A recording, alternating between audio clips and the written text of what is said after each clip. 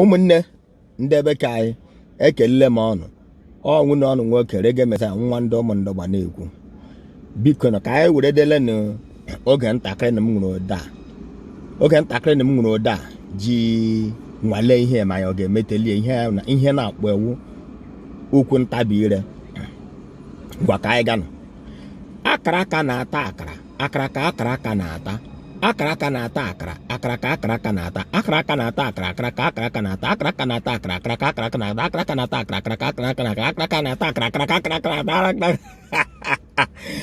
emetekwe ngwa gị mara na ị ga-eme ka anyị m ngwa mee ya ka anyị hụ